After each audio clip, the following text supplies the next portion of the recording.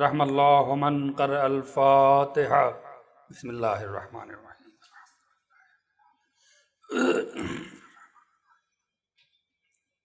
ایاک نعبد صراط الذین انعمت علیہم۔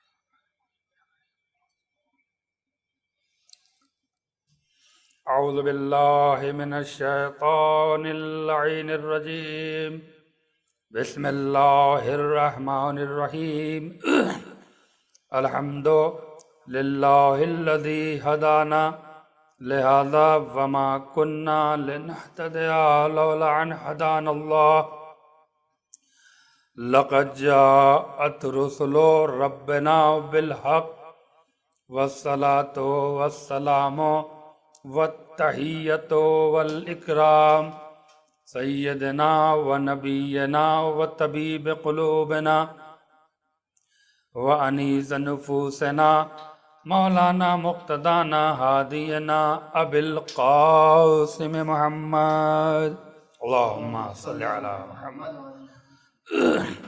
الذین اذهب اللہ عنہم الرجس اہل البیت ویطہرہم تطہیرا اللہم صلی علی محمد وآل محمد وعلی اہل بیتہ الطیبین الطاہرین المعصومین المظلومین المنتخبین المنتجبین ولعنت الدائمۃ علی اعدائہم اجمعین من یومنا ھذا الی یوم الدین آمین یا رب العالمین۔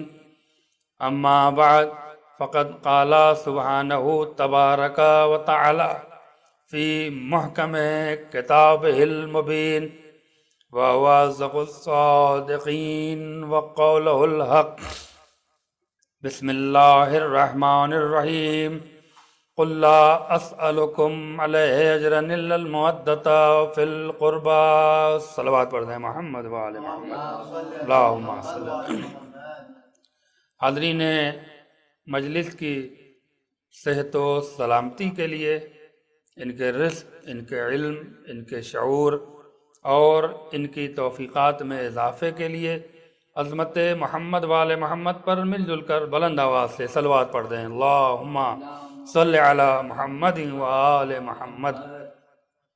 منتظمین مجالس، اراکین مجالس، معاونین مجالس کی بھی صحت و سلامتی کے لیے جناب سیف واسطی صاحب، جناب فیروز صاحب اور دیگر وہ حضرات جو اس آن لائن عشرہ مجالس میں معاون رہے ہیں، جن کی وجہ سے، جن کے سپورٹ سے یہ عشرہ سڈنی میں آن لائن مومنین تک پہنچایا جا رہا ہے، ان تمام لوگوں کی صحت و سلامتی کے لیے، ان کے رزق، ان کے علم، ان کے شعور اور ان کی توفیقات میں اضافے کے لیے آج 8 محرم ہے۔ یقیناً سرکار باب المراد سے یہ تاریخ منسوب ہے۔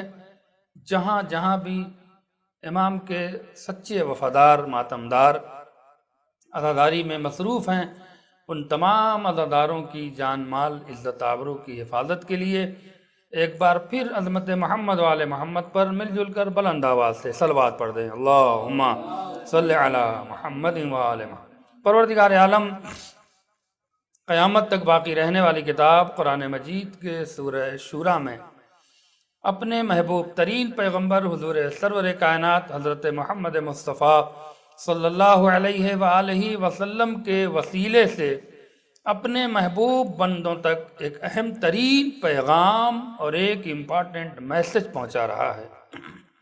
ارشاد رب العزت ہے قل لا اسألکم علیہ اجرا، اے میرے حبیب میرے بندوں سے کہہ دو کہ ان کا پروردگار تمام دی ہوئی نعمتوں کے بدلے میں ان کی پوری زندگی کی اجرت کچھ بھی نہیں چاہتا الا المودۃ فی القربى۔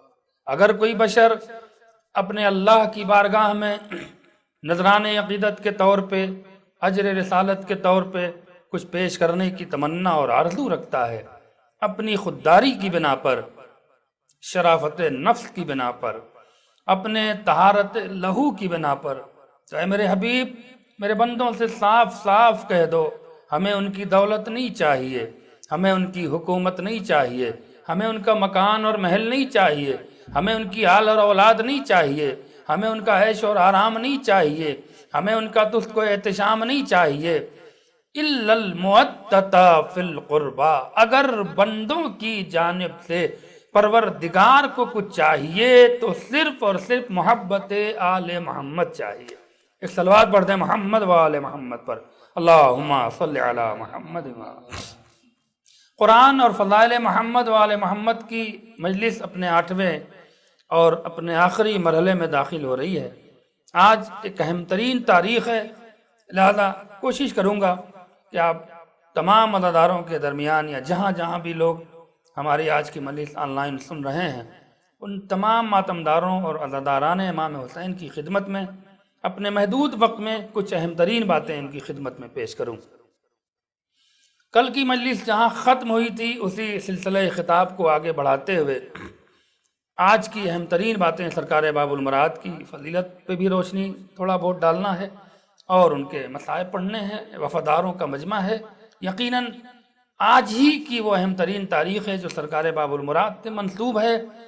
وفاداری کی خیرات جسے چاہیے، یا یوں کہہ دوں کہ جسے وفادار بننا ہے، وہ سرکار باب المراد کی مجلس میں آ کے بیٹھ جائے، خلوص دل سے دعا مانگے، یقیناً پروردگار عالم اسے وفا کی بھیگ دے دے گا اور وہ وفادار بن جائے گا۔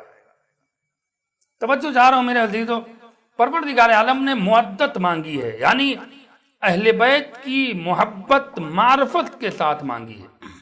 اگر ہم اہل بیت کے چاہنے اور ماننے والے ہیں تو ہمیں ان کی معرفت بھی حاصل ہونی چاہیے۔ معرفت یعنی کم سے کم ان کے بارے میں اتنی انفارمیشن ہو، اتنی معلومات ہو کہ آپ اسے اپنی زندگی کے لیے آئیڈیل بنا کر اپنی زندگی کو کامیاب و کامران بنا سکیں۔ یہی ہے لفظ مودت کا ایک آسان ترجمہ جو میں نے آپ کی خدمت میں عرض کیا۔ اب ذرا سی اور واضح کروں کہ محبت اور مودت میں فرق کیا ہے۔ محبت ایک احساس کا نام ہے، محبت ایک فطری تقاضے کا نام ہے جس کا کوئی بھروسہ نہیں ہوتا ہے، کوئی اعتبار نہیں ہوتا ہے۔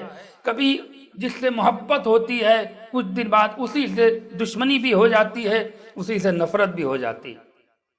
اگر محبت کا معیار رہا ہوتا تو پروردگار عالم اہل بیت سے محبت کرنے کا حکم دیتا۔ چونکہ یہ فطری تقاضا غیر معیاری ہے، لہذا اللہ نے غیر معیاری چیز کو اہل بیت علیہ السلام کے لیے ہم پر واجب نہیں کیا۔ کہ آج عالم یہ ہے کہ مر مٹنے پہ آمادہ ہیں اور کل اسی سے دشمنی ہے اور اسی کی جان لینے پہ تلے ہیں، تو اس کا مطلب یہ ہے کہ محبت کہیں نہ کہیں غیر معیاری ہے، کہیں نہ کہیں اس کا کوئی بیلنس نہیں ہے۔ لہذا پروردگار عالم نے اس طرح کی محبت نہیں چاہی کہ آج عالم یہ ہے کہ آپ اہل بیت پہ مر مٹنے کو آمادہ ہیں اور پھر کل اگر خدا نخواستہ آپ کا کوئی ان کے وسیلے سے کام نہیں ہوا، آپ کی کم علمی کی بنا پر، تو آپ معاذ اللہ ان کے خلاف ہو جائیں اور ان کی برائیاں معاذ اللہ کرنے لگیں۔ یہ کوئی معیار نہیں ہے، اسی لیے اللہ نے کہا کہ مودت کرو۔ مودت کے لفظی معنی ایک مادہ مد ہے۔ توجہ چاہ رہا ہوں میرے عزیزوں، مد کہتے ہیں اس کیل کو جو زمین میں گاڑ دی جاتی ہے اور جس پہ شامیانے کی رسی کھینچ کے باندھ دی جاتی ہے۔ اب تو ایسا شامیانہ بھی نہیں ملتا ہے، لیکن دیہاتی علاقوں میں جو چھوٹی چھوٹی بستیاں ہیں وہاں شاید آج بھی اب یہ شامیانہ شاذ و ناز ہو گیا ہے، بہت کم، لیکن بہرحال کہیں نہ کہیں دکھ جاتا ہے۔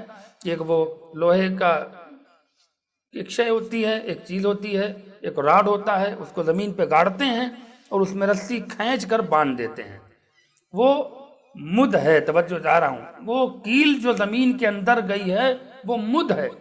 اس کا کمال کیا ہے کہ جب تک وہ زمین کا سینہ چاک نہیں کرے گی، جب تک وہ کیل زمین سے باہر نہیں نکلے گی۔ اللہ کہہ رہا ہے کہ اہل بیت سے مودت کرو۔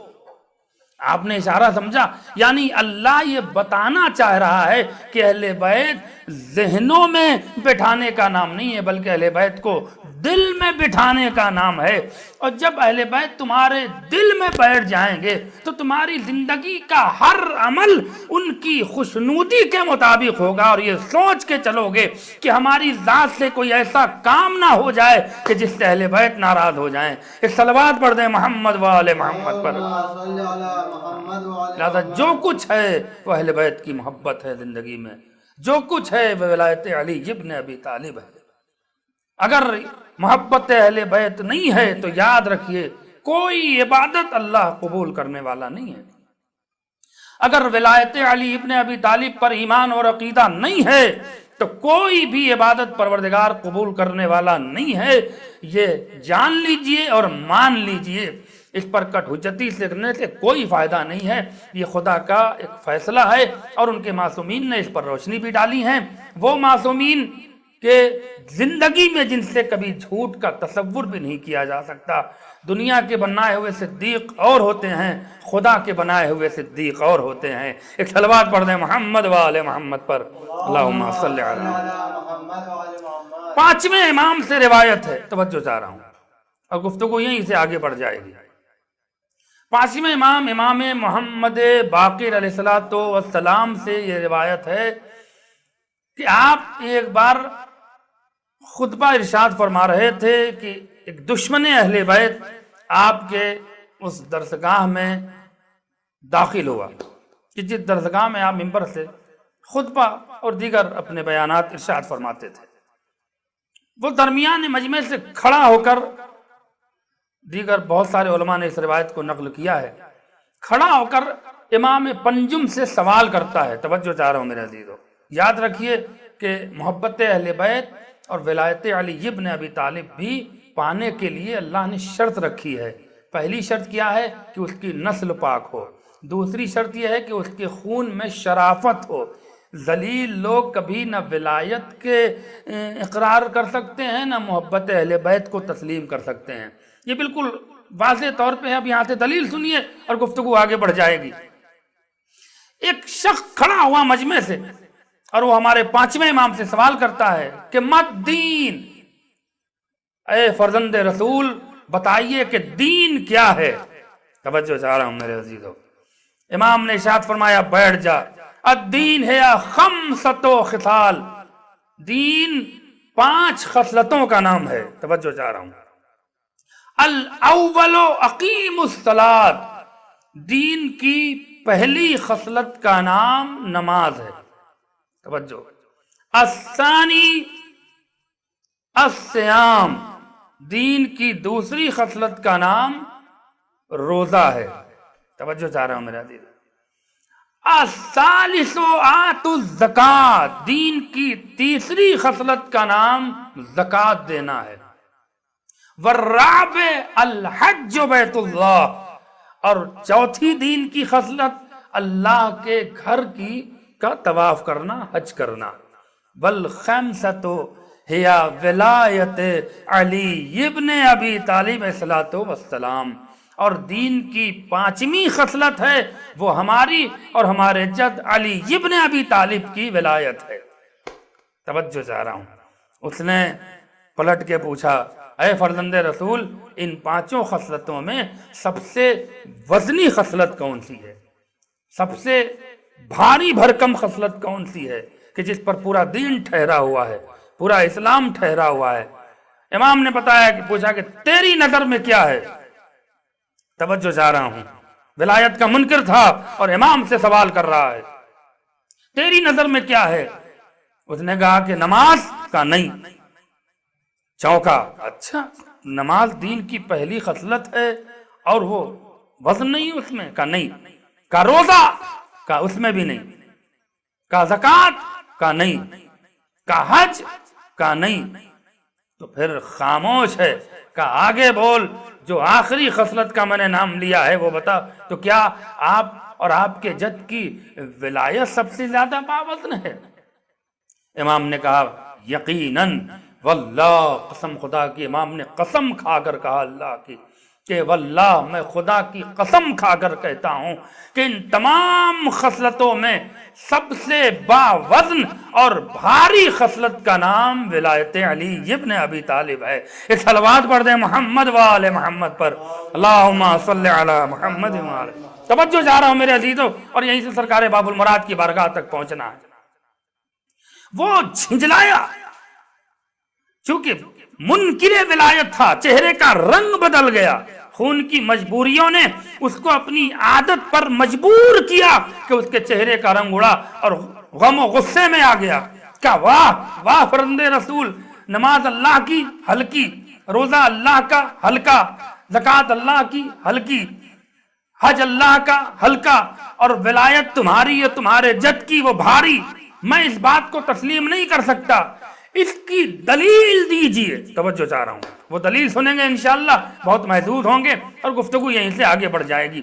اس کی دلیل چاہیے مجھے۔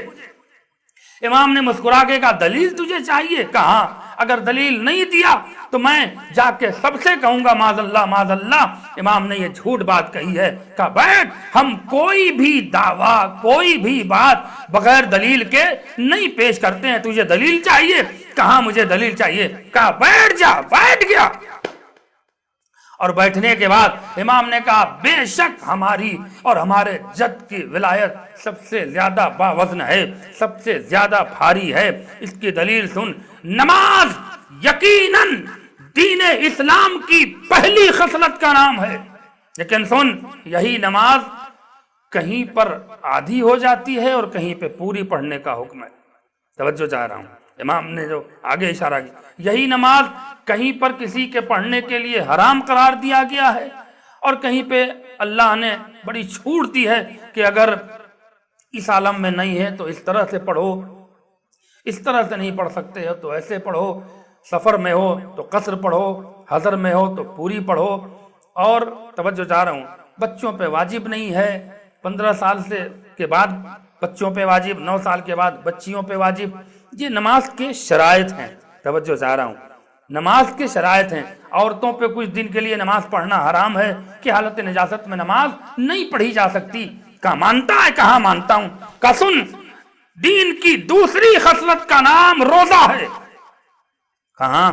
مگر روزہ مریض پر قصر کیا، اللہ نے اسے چھوٹ دے دیا کہ جو بیمار ہیں وہ روزہ نہیں رکھ سکتے، اس لیے کہ اللہ یہ نہیں چاہتا ہے کہ تم جان دے دو، اللہ تمہاری زندگی چاہتا ہے، لہذا وہ نہیں چاہتا کہ اپنی عبادت جبر کے ساتھ کرائے اور تم معاذ اللہ اس کے ذریعے موت کے منہ میں چلے جاؤ۔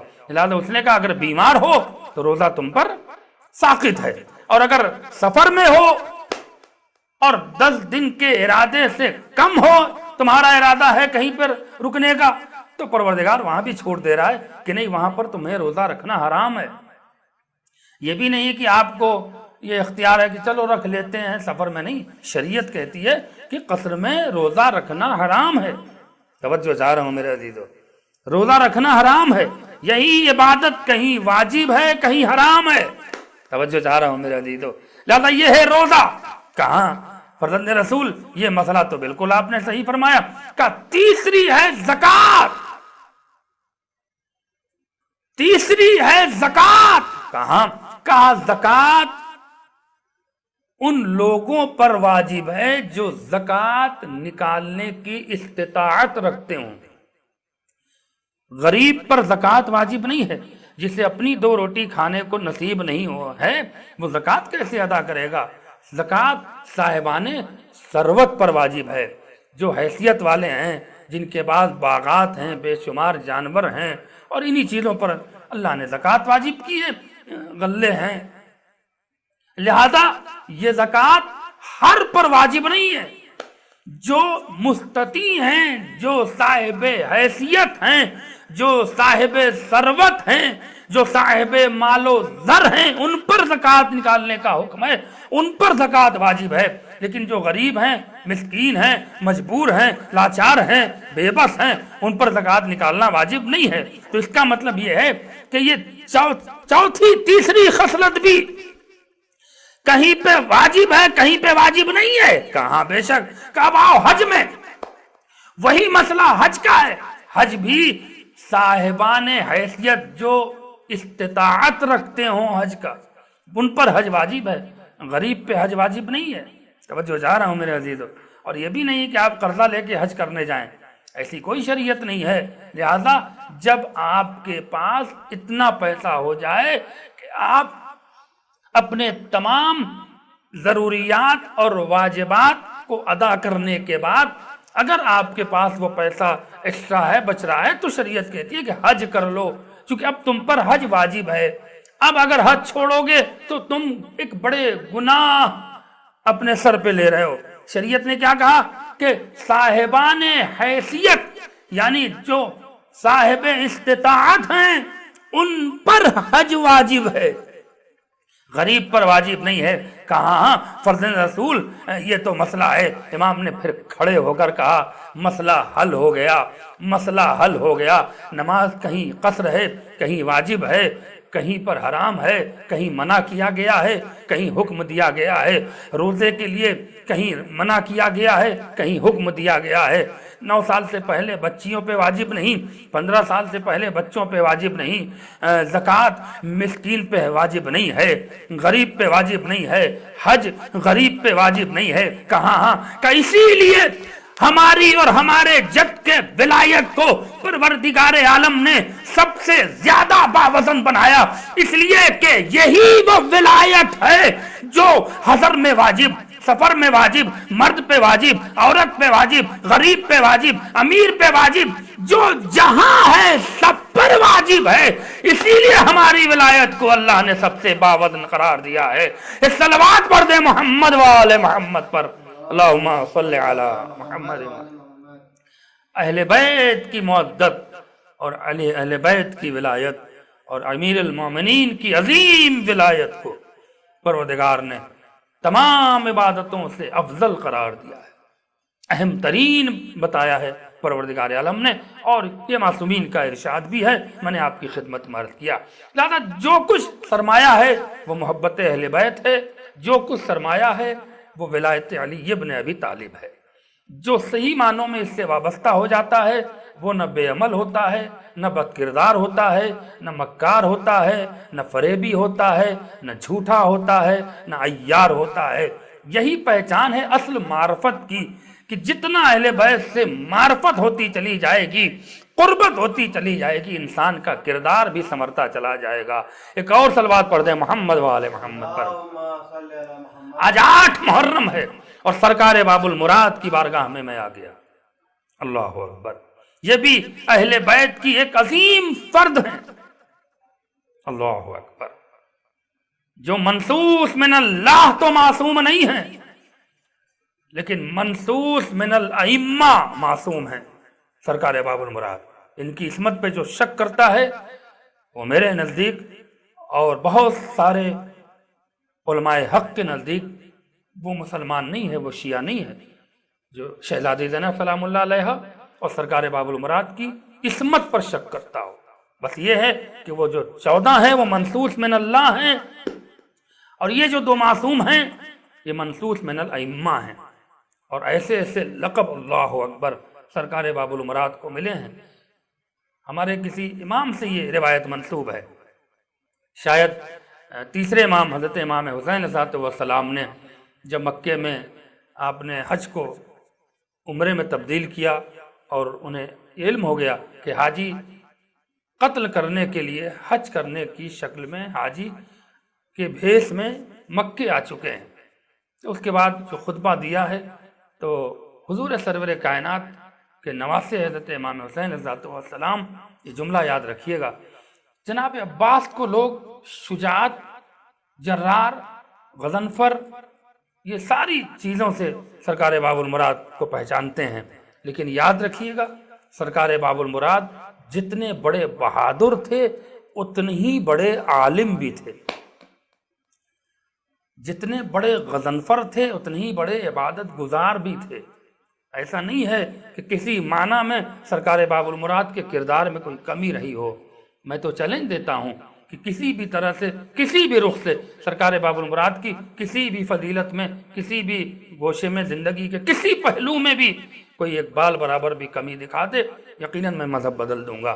سرکار باب المراد کوئی معمولی شخصیت نہیں ہے جن کے لیے جب آپ نے خطبہ دیا ہے اللہ اکبر جو کعبے کی چھت پہ سرکار باب المراد نے حضور سرور کائنات کے محبوب ترین نواسے حضرت امام حسین علیہ السلام کے کہنے پر اور اسی دن اس مکے میں جو حاجی سرکار باب المراد کے خطبے کو سن رہے تھے انہوں نے ایک فقرہ کہا کہ انت خطیب الحسین۔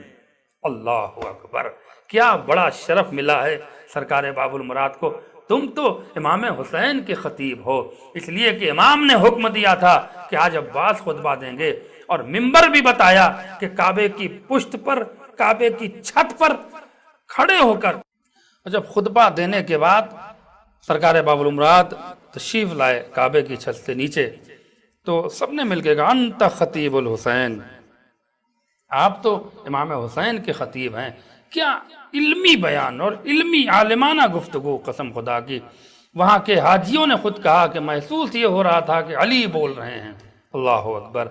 اس کے بعد جب لوگوں نے پوچھا یا سرکار باب المراد یا حضرت عباس، میں نے پہلی بار آپ کو اس انداز سے گفتگو کرتے دیکھا ہے، کیا جانے مکے والے کہ سرکار باب المراد کے پاس علم کیسا تھا۔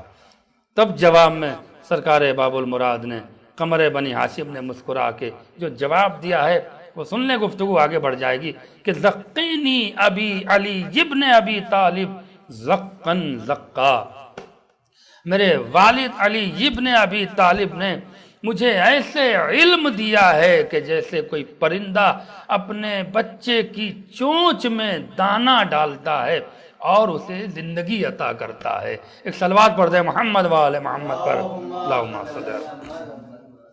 غور فرمایا آپ نے، لہذا سرکار باب المراد نے کیا فرمایا کہ مجھے بابا نے ایسے علم دیا ہے جیسے پرندہ اپنے بچے کی چونچ میں دانہ ڈالتا ہے۔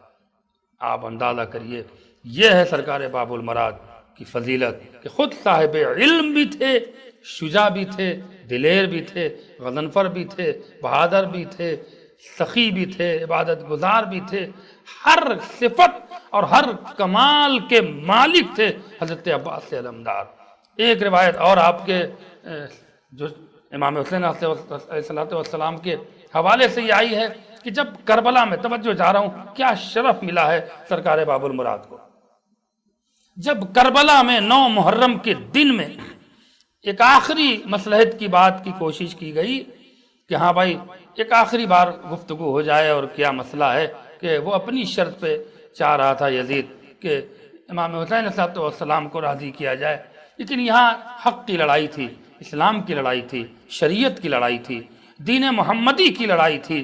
ظاہر سی بات ہے امام حسین اتنی قربانی دے کر کربلا پہنچے ہیں اور ذرا سی دیر میں اپنی قربانی کو رائگاں نہیں ہونے دیتے، لہذا جب بات آگے بڑھی، پسر سات عمر سات ادھر سے آیا، تو اب امام حسین علیہ السلام فرماتے ہیں کہ قدم یا عباس انک القمر بین الاقمار، اللہ اکبر، اے عباس تم آگے بڑھو اس سے بات کرنے کے لیے، میرے عباس تم آگے بڑھو اس سے بات کرنے، کیوں؟ دیکھیں تم ہی تمام چمکتے ہوئے چاندوں میں ایک سب سے زیادہ چمکتے ہوئے چاند ہو، اللہ اکبر، انت القمر بین الاقمار، تم چمکتے ہوئے چاندوں میں ایک چاند ہو، ایک چمکتے ہوئے چاند ہو۔ آپ نے غور فرمایا یہ معصوم کا جملہ ہے۔ دنیا میں بچے پیدا ہوتے ہیں، ان کے الگ الگ نام رکھے جاتے ہیں، لیکن ضروری نہیں ہے کہ جو نام ان کا رکھا جائے وہ ان کے اندر وہ صفت بھی ہو، وہ کمال بھی ہو۔ کسی کا نام عادل رکھ دیا، عادل عدل کرنے والا، معلوم ہو کہ سب سے زیادہ بے ایمان انسان تھا، تو اس کا مطلب یہ ہے کہ نام کچھ اور ہے، کردار کچھ اور ہے۔ کسی کا نام یوسف رکھ دیا گیا، کسی کا نام کاظم رکھ دیا گیا، تو نام رکھنے میں یہ کوئی ضروری نہیں ہے کہ جو نام اس کا رکھا گیا ہے وہ اس کے اندر وہ صفت بھی پائی جاتی ہو، لیکن یاد رکھیے گا اگر معصوم کسی کو کسی کا نام رکھ کے پکارے تو اس کا مطلب یہ ہے کہ وہ صفت بھی اس کے اندر موجود ہے اور وہ کمال بھی اس کے اندر موجود ہے۔ ایک صلوات پڑھ دیں محمد والے محمد پر۔ تو سرکار باب المراد تم قمر ہو، اور وضاحت کر دوں تاکہ بات مکمل ہو جائے۔ ایک ہیرا آپ نے مٹی میں لا کے رکھا سرکار باب المراد کو، امام حسین نے کہا ہے کہ انت القمر بین الاقمار۔ اس کی تفصیل سن لیجئے 2 جملوں میں، اور پھر آگے گفتگو بڑھ کے مصائب کی منزل سے قریب ہو جاؤں گا۔ ایک ہیرے کو مٹی میں لا کے رکھیے، سب کہیں گے بہت چمک رہا ہے، بہت چمک رہا ہے، بہت روشنی، اس لیے کہ مٹی میں روشنی ہے نہیں، تو مٹی کے درمیان ہیرا چمکے گا، وہ چمکنے کا معیار اور ہے۔ لیکن اگر بہت سارے ہیرے رکھے ہوں اور ان ہیرے میں وہ ہیرا لا کے رکھا جائے اور وہ زیادہ چمک رہا ہو تو پھر وہاں پر اس کے چمکنے کا معیار اور ہوتا ہے۔ اللہ اکبر۔ امام حسین علیہ السلام سرکار باب المراد کو کربلا میں جو شرف دے رہے ہیں، جو پہچنوا رہے ہیں کہ مٹی میں چمکنے والا ہیرا اور ہوتا ہے، ہیروں میں چمکنے والا ہیرا اور ہوتا ہے۔ ایک صلوات پڑھ دیں محمد والے محمد پر۔ اللہم صلی علی محمد۔ یہ ہے سرکار باب المراد کی ایک آخری بات، لیکن توجہ چاہ رہا ہوں میرے عزیزو، بہت اہم ترین فضیلت ہے سرکار باب المراد کی۔ چونکہ وقت کم ہے اور آن لائن مجلس ہے، لہذا اس انداز کی، اس کیفیت کی یہ خطابت نہیں ہو پاتی جو ایک مجمع میں ہوتی ہے۔ انشاءاللہ پھر کبھی موقع ملا تو بہت ساری فضیلتیں اور مولا عباس کی کچھ جنگ جو انہوں نے کی ہے مختصراً وہ بھی آپ کی خدمت میں عرض کروں گا۔ لیکن آج بس ایک اہم ترین فضیلت کہ آپ کے کیا کیا لقب ہیں۔ قمر بنی ہاشم آپ کا لقب، باب المراد اللہ اکبر آپ کا لقب، حضرت مولا علی کے ہوتے ہوئے آپ کو باب المراد کا لقب ملا، کیا یہ ہمارے سرکار باوفا کا شرف نہیں ہے؟ یہ کمال نہیں ہے کہ جہاں اہل بیت اطہار جیسی معزز شخصیتیں ہوں ان کے بیچ میں جناب عباس کو ان چیزوں کے القاب سے نوازنا، وہ بھی معصومین کی زبان سے، کسی غیر نے نہیں پکارا ہے، معصومین نے لقب دیے ہیں آپ کو۔ کیا یہ آپ کا کم شرف ہے؟ کیا آپ کی کم فضیلت ہے؟ جہاں آپ کے بے شمار القابات ہیں، قمر بنی ہاشم، باب المراد، ثانی حیدر، ثانی علی، ثانی مرتضی، بہت سارے آپ کے، اس میں ایک اہم ترین آپ کا لقب ہے جو ہمارے 6 امام نے بھی اور 8ویں امام نے بھی اس لقب سے آپ کے روضے میں جاتے تھے، تو اس لقب سے بھی آپ کو پکارا ہے۔ اللہ اکبر۔ کیا تھا؟ یا قابضو یا باسطو، یہ اسم الہی ہے، اور لیکن چونکہ اس کو معنوی طور پہ آپ کی خدمت میں عرض کرنا چاہ رہا ہوں، اور اس کے بعد سرکار باب المراد کے مصائب اور آج کی مجلس تمام۔ انشاءاللہ کل جو دن کی مجلس ہے محترم جناب عباس الوی صاحب کے عزاخانے میں، انشاءاللہ اس مجلس میں آپ کی خدمت میں عرض کروں گا کہ جناب عیسیٰ آج تک کیوں زندہ ہیں۔ کل دن کی مجلس جو جناب عباس الوی صاحب کے عزاخانے میں ہوگی انشاءاللہ، اس مجلس کا عنوان ہے جناب عیسیٰ آج تک کیوں زندہ ہیں۔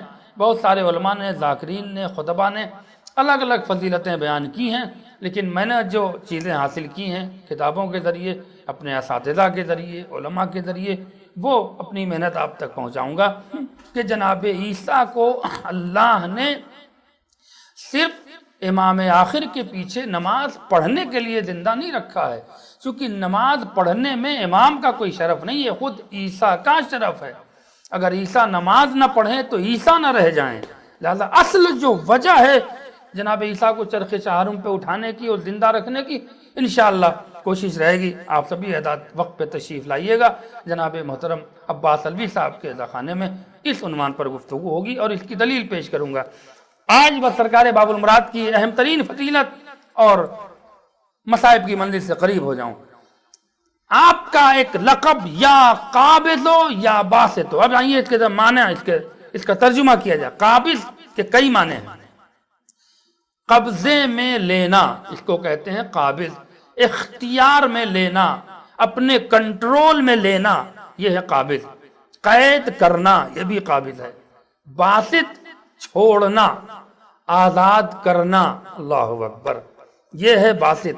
یا قابضو یا باسطو، اے قید کرنے والے، اے قبضے میں لینے والے، یا قابضوں کا ترجمہ کر رہا ہوں، اے قید کرنے والے، اے اپنے اختیار میں لینے والے، اے قبضہ کرنے والے، یا باسطو اے چھوڑنے والے، اے رہا کرنے والے، اے آزاد کرنے والے۔ یہ جو آپ کا لقب پڑا ہے، آپ نے کبھی تصور کیا کہ معصومین نے اس لقب سے آپ کو پکارا ہے؟ اس کے معنوی طور پہ اس کے لقب کی کیا وجہ ہے؟ یہ کیوں آپ کا لقب پڑا؟ شاید یہی وجہ ہو کہ جب آپ نے فرات کا پانی چلو میں لیا، جتنی دیر مٹھی میں، جتنی دیر چلو میں پانی رہا، اتنی دیر پوری کائنات کی زندگی عباس کے ہاتھ میں تھی۔ اللہ اکبر۔ اور جیسے ہی اسے پھر واپس دریا میں پھینکا، یعنی اپنے اختیار سے اسے آزاد کیا، اسے رہا کیا، تو یہاں پر یا قابضو بنے، وہاں پہ یا باسطو بنے۔ ایک صلوات پڑھ دیں محمد وآل محمد پر۔ اب اس کی دلیل سنیے کہ جناب عباس نے اگر وہ پانی دریا پہ نہ لوٹایا ہوتا، یوں کہہ دوں کہ اس پانی کو قید کر کے آزاد نہیں کیا ہوتا، تو پوری دنیا تڑپ تڑپ کے مر جاتی۔ اس کی دلیل سنیے کہ جناب عباس نے وہ پانی دریا کے منہ پہ مارا کیوں، اس پانی کو آزاد کیوں کیا۔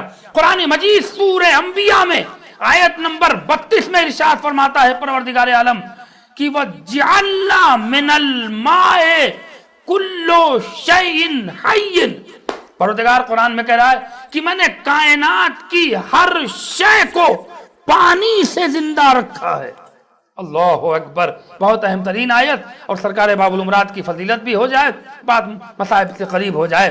وَجَعَلْنَا مِنَ الْمَاءِ، سورہ انبیاء، کُلُّ شَيْءٍ حَيٍّ، پروردگار کہہ رہا ہے کہ میں نے کائنات کی ہر شے کو پانی سے زندہ کیا ہے، پانی سے زندہ رکھا ہے۔ وجعلنا، اس کا مطلب یہ ہے کہ زمین پانی سے زندہ، آسمان پانی سے زندہ، سورج پانی سے زندہ، چاند پانی سے زندہ، ستارے پانی سے زندہ، انسان پانی سے زندہ، جنات پانی سے زندہ، ملک پانی سے زندہ، فلک پانی سے زندہ، نباتات، جمادات، حیوانات، نہر، گلشن، صحرا، جنگل، یہ اونٹ، یہ سب کے سب سارے جانور پانی سے زندہ۔ ذرا اور آسان کروں، آدم پانی سے زندہ، نوح پانی سے زندہ، موسیٰ پانی سے زندہ، عیسیٰ پانی سے زندہ، ابراہیم پانی سے زندہ، اسماعیل پانی سے زندہ، یعقوب پانی سے زندہ، یوسف پانی سے زندہ، یحییٰ پانی سے زندہ، زکریا پانی سے زندہ،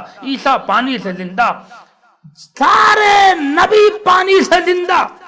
جو کائنات کی ہر شے کو زندہ رکھے اسے پانی کہتے ہیں، اور جو پانی کو زندگی عطا کرے اسے عباس کہتے ہیں۔ ایک صلوات پڑھ دیں محمد وآل محمد پر، اللہم صلی علی محمد وآل۔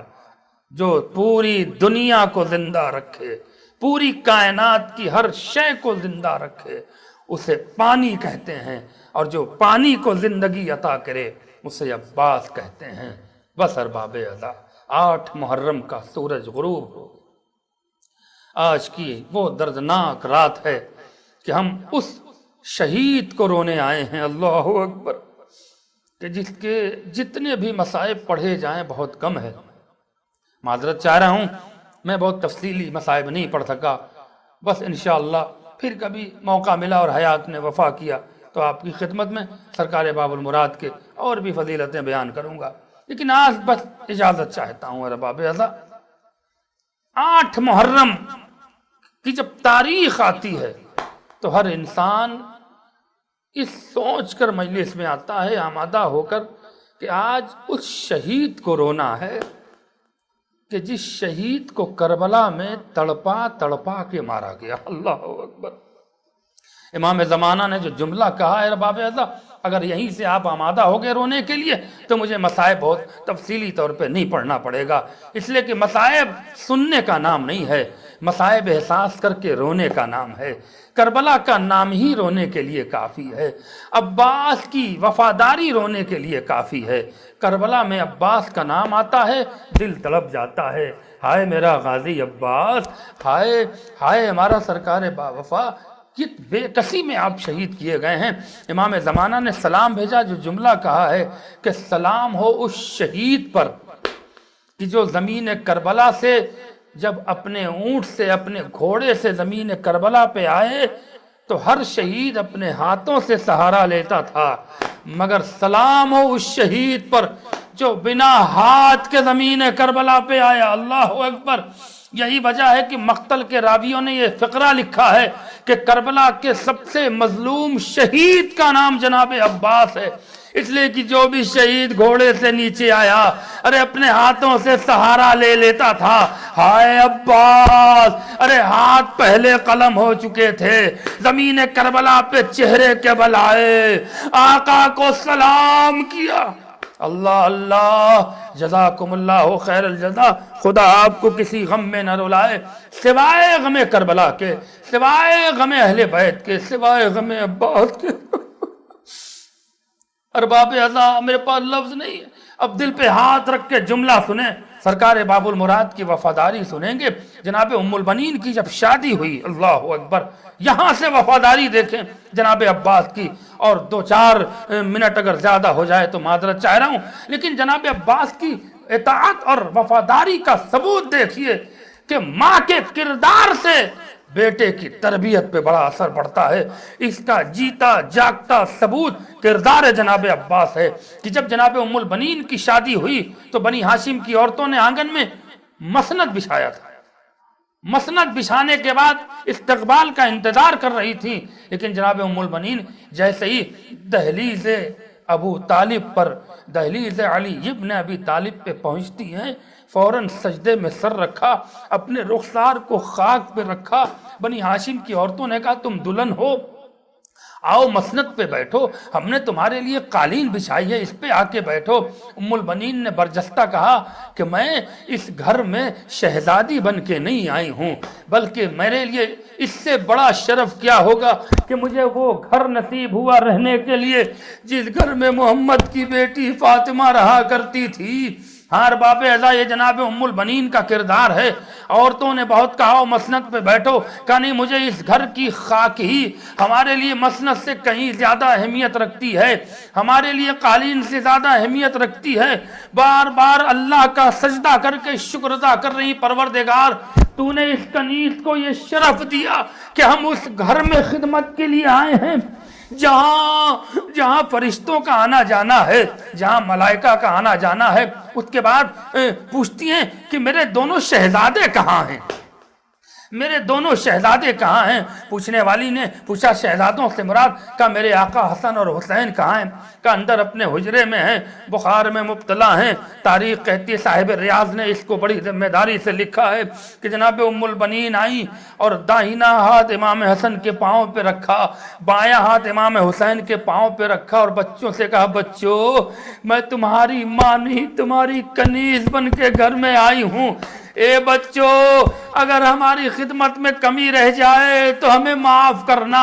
اللہ اکبر، جس ماں کا ایسا کردار ہو، وہ بیٹا جب کربلا میں آتا ہے اور پھر ایک کوشش ہوئی مصالحت کی تو یہ طے ہوا کہ عمر سعد اور اس کا بیٹا پسر سعد جائے، حسین ابن علی سے گفتگو کرے۔ ادھر سے عمر سعد اور پسر سعد کا ہوا وعدہ، ادھر سے اعلان ہوا کہ حسین اور علی اکبر جائیں گے 9 محرم کی گفتگو ہونے کے لیے۔ لیکن ارباب اعزا جملہ سنیے گا، صاحب ریاض کہتے ہیں کہ جب حسین ادھر سے عمر سعد اور اس کا بیٹا آ رہا ہے، ادھر سے حسین بڑھے، علی اکبر بڑھے، کچھ دیر کے بعد حسین نے مڑ کے دیکھا تو عباس چلے آ رہے ہیں۔ حسین نے اپنے قدموں کو روکا، عباس وعدہ تو علی اکبر کا ہوا تھا آنے کا، میرے بھیا عباس تم کیوں آ رہے ہو؟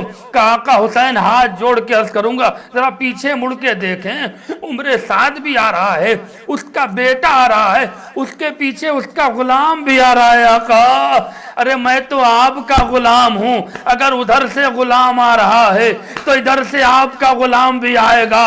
حسین نے کلیجے سے لگایا، اے عباس تم پر حسین کو بڑا ناز ہے۔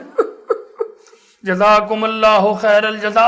آوازیں بلند کر کے رونا عزادارو، آج بی بی فاطمہ رومال لے کر آئی ہوں گی، ارے میرے عباس پہ رونے والوں، میرے غازی پہ آنسو بہانے والوں، اپنے آنسو ہمارے رومال میں دے دو، آوازیں بلند کر کے رونا عزادارو، 8 محرم کی قیامت کی شب گزر رہی ہے۔ اللہ اللہ، جناب عباس امام حسین کی خدمت میں آئے، آقا مجھے مرنے کی اجازت دے دو، آقا مجھے مرنے کی اجازت دے دو۔ حسین بار بار جناب عباس کو کہتے ہیں، عباس تم میرے لشکر کے علم بردار ہو، تم میرے لشکر کے علم بردار ہو۔ لیکن جب خبر آئی کہ قاسم کی نشانی حسن مارا گیا، علی اکبر مارے گئے، تو اب عباس سے رہا نہیں گیا، پھر دوڑے ہوئے آقا کی خدمت میں آئے، قدموں پہ سر رکھا، آقا اب تو عباس کو مرنے کی اجازت دیں۔ حسین نے کہا، اے عباس تم تو میرے لشکر کے علم بردار ہو۔ مقتل کی روایت کہتی ہے، فَنَّظْرُ الْيَمِينَ وَالشِّمَالِ، پہلے داہنی طرف دیکھا، پھر بائیں طرف دیکھا، اور دست ادب جوڑ کے آقا کی خدمت میں عرض کیا، آقا اب وہ لشکر کہاں رہا جس کا میں علم بردار تھا؟ اب تو حبیب بھی نہ رہے، مسلم ابن اوسجا بھی نہ رہے، ارے علی اکبر بھی نہ رہا، قاسم بھی نہ رہے، اے آقا مجھے مرنے کی اجازت دیجئے۔ ہاں تاریخ کہتی ہے حسین نے عباس کو کلیجے سے لگایا اور رخصت ہوئے عباس، لیکن ایک فقرہ ہے، عباس جا تو رہے ہو عباس، لیکن اے میرے بھیا، اے میرے غازی، تمہارے جانے کے بعد اب شاید حسین کو کمزوری کا احساس ہو رہا، اب یہ حسین کمزور ہو رہا ہے۔ عباس نے کہا، آقا فکر نہ کریے، ابھی پانی لے کر آپ کا غلام آتا ہے۔ ہاں ارباب اعضا، حسین کو علم تھا کہ اب عباس جا تو رہا ہے، زندہ واپس نہیں آئے گا۔ ادھر مشق سکینہ نہر فرات سے بھری، ہاں تلوار تو نہیں تھی لیکن وہ دبدبا تھا، وہ روب تھا کہ لشکر بھاگ رہی ہے۔ لیکن جب مشق سکینہ بھر کے پلٹے، ایک ظالم ایک کھجور کی پیڑ کی درخت میں ایک تلوار چھپائے ہوئے کھڑا تھا، جیسے عباس کی سواری گزری پوری طاقت سے تلوار ماری، عباس کا داہنا بازو قلم ہو گیا۔ عباس نے مشق سکینہ کو بائیں ہاتھ میں رکھا۔ تاریخ کہتی ہے کہ پھر آگے بڑھے، ایک شقی پھر چھپا ہوا تھا، اس نے چھپ کے پھر وار کیا، عباس کا بایاں بازو قلم ہوا۔ عباس نے مشق سکینہ کو دانت میں دبایا، ہاں چاہتے ہیں گھوڑے کو ایڑ لگائی کہ جتنی جلدی ہو خیمے میں پانی پہنچا دے، سکینہ سے شرمندہ نہ ہونا پڑے۔ لیکن اب تاریخ کہتی ہے کہ ہرملا نے چلے کمان میں تیر جوڑا اور مشق سکینہ چھڑی، جیسے جیسے پانی گرتا رہا عباس کی رفتار رکتی رہی۔ جب مشق کا پانی خالی ہوا، عباس نے گھوڑے کا رخ موڑ لیا، اب شہزادی کو کیا منہ دکھاؤں گا؟ لیکن جب گھوڑے پر نہ ٹھہرے، زمین کربلا پہ آئے، آواز دی، آقا ارے غلام کا سلام قبول ہو۔ حسین نے کمر پہ ہاتھ رکھا، اے عباس تمہارے مرنے سے میری کمر ٹوٹ گئی، اور یہ کہنے کے بعد آگے بڑھے۔ جب قریب آئے تو عباس ہچکیاں لے رہے تھے۔ ہاں ارباب اعضا، جملہ سنو گے تڑپ کے رونا، بس چند فقرے ہیں لیکن میں چاہتا ہوں کہ مصائب کا حق ادا ہو جائے، بی بی فاطمہ کے رومال میں آپ کے آنسو پہنچ جائیں۔ ارے بڑی قیامت کی رات ہے، سرکار باب المراد سے دعا مانگنا، اے آقا آپ کو بی بی سکینہ کا واسطہ، ہمیں ہر بلا و آفات سے محفوظ رکھیے گا۔ لیکن ہاں ارباب اعضا، یہ جملہ سنیے، مکمل ہو رہی ہے، گفتگو مکمل ہو گئی۔ عباس کے سرانے حسین پہنچے، اور اب پہنچنے کے بعد عباس سے گفتگو ہو رہی ہے، عباس سے گفتگو ہو رہی ہے، بس دو تصور ذہن میں رکھیے اور مجلس تمام ہو گئی۔ عباس کا سر حسین نے اپنے زانوں پہ رکھنا چاہا، عباس نے زانوں سے سر ہٹا لیا، پھر عباس کا سر حسین نے زانوں پہ رکھنا چاہا، عباس نے ہٹا لیا۔ جب تیسری بار دوسرے زانوں پہ سر رکھا اور عباس نے اپنا سر زانوں سے ہٹایا، تو عباس سے حسین نے قریب ہو کر فقرہ کہا، عباس اپنے آقا سے ناراض ہو عباس۔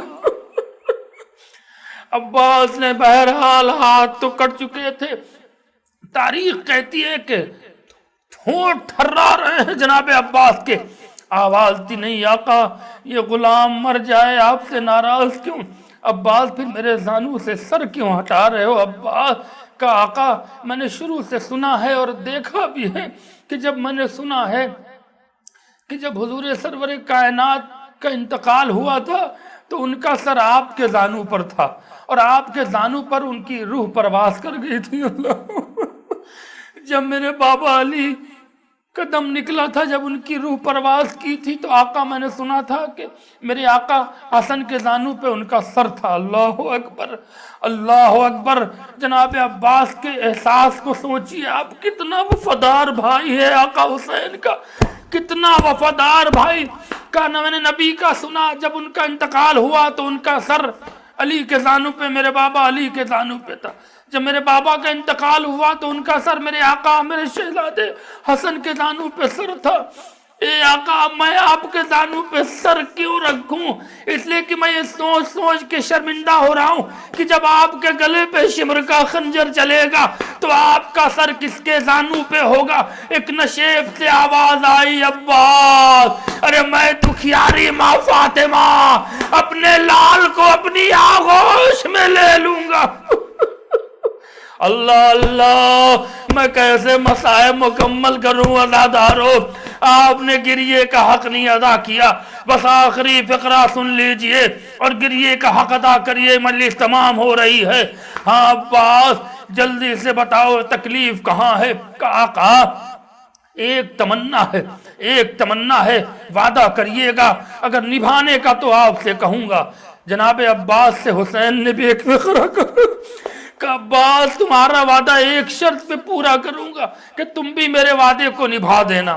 کہ آقا یہ غلام آپ کے وعدے کا انکار نہیں کرے گا، میں آپ کے وعدے کو نبھاؤں گا، مگر آقا پہلے آپ اپنے وعدے کو بتائیے۔ کہ نہیں عباس پہلے تم اپنے وعدے کو بتاؤ، جب تم اپنا وعدہ نبھا لو گے تو پھر میں اپنے وعدے کی بات کروں گا۔ کہ آقا میرے دل کی تمنا ہے کہ میری آنکھوں سے جلدی سے تیر نکالیے اور خون صاف کریے تاکہ میں آپ کا دیدار کر سکوں۔ اللہ، کہ عباس کیوں تمنا ہے؟ کہا اے ارباب اعزاز جملہ سنیے گا۔ جناب عباس امام حسین سے کہتے ہیں آقا جب میں نے دنیا میں آنکھ کھولی تھی تو سب سے پہلے آپ کے چہرے کی زیارت کی تھی، اب تمنا ہے کہ دنیا سے جب جا رہا ہوں تو آقا آپ کے چہرے کی زیارت کرتا ہوا چلوں۔ عباس تمہارا وعدہ نبھائے گا حسین، لیکن میرا وعدہ یاد رکھنا۔ اور یہ کہنے کے بعد بڑے آہستے سے آنکھوں سے تیر نکالی، عباس کی آنکھوں کے خون کو صاف کیا، اور ایک بار جیسے ہی چہرہ حسین کا نظر آیا، السلام علیکہ یا ابا عبداللہ، اور روح قفس انصری سے پرواز کرنا چاہتی ہے کہ ایک بار عباس کے گلے میں حسین نے ہاتھ ڈالا کہ عباس میرا وعدہ بھی نبھا لو بھیا۔ آقا بتائیے کہ تم نے زندگی بھر آقا کہا، آج مجھے آخری وقت بھائی کہہ کے پکارو۔ ارے عباس نے بھائی کہا، روح قفس انصری سے پرواز کر گئی، عباس کے لاشے سے حسین لپٹ گئے۔ ارے لاشا تو نہ آیا، علم لے کر خیمے میں آئے، بیبیاں لپٹ گئیں، ہائے میرا عباس، واہ حسینہ، واہ مظلومہ، واہ مظلوم۔ انا للہ و انا الیہ راجعون، رضا بقضائہ و تسلیما لامرہ۔ ماتم حسین۔